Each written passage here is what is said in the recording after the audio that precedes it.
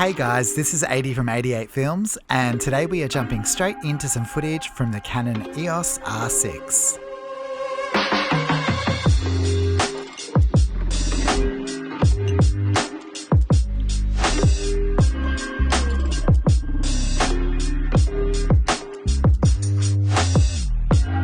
I only just picked up the R6 this morning and I couldn't wait to use it, so I called up my friend Cass and we headed out to see what it can do. Make sure you check out the link to her Instagram in the description below. The first thing to impress me from the R6 is the autofocus. It truly is incredible and unlike anything I've used on any other camera. It's absolutely amazing to be able to trust an autofocus this much. It locks right onto the subject's eye and tracks it without any issues whatsoever.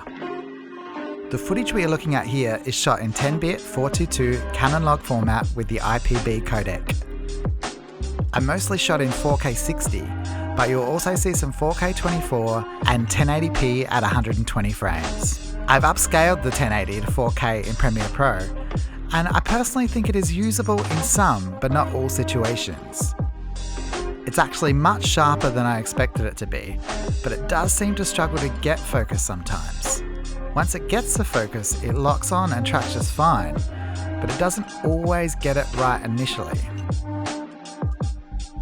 The other thing I noticed is the noise in the shadows when using 120 frames per second, which is obviously more noticeable because I've upscaled the footage.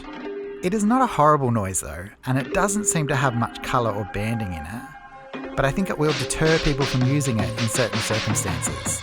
And once you switch back to the 4K, which is just so sharp and detailed, it's kind of hard to want to switch it back into 1080p. The other incredible feature of this camera is the in-body image stabilization. It feels like all my non-IS lenses have just been upgraded, and it even seems to work well with my Sigma lenses. It worked like a charm on my 50mm 1.4, and the 85mm 1.8 in particular was fantastic.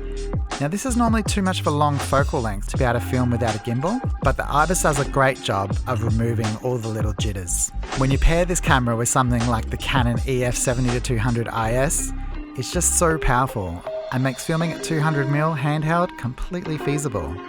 This is not something that I would have thought would be possible just a few years ago. So I think I can't get through an R6 video without mentioning overheating. To be honest, I didn't see any. I've only shot this camera for about an hour, but I didn't get a single overheating warning or anything like it. But I figured if I don't mention it, then people will ask.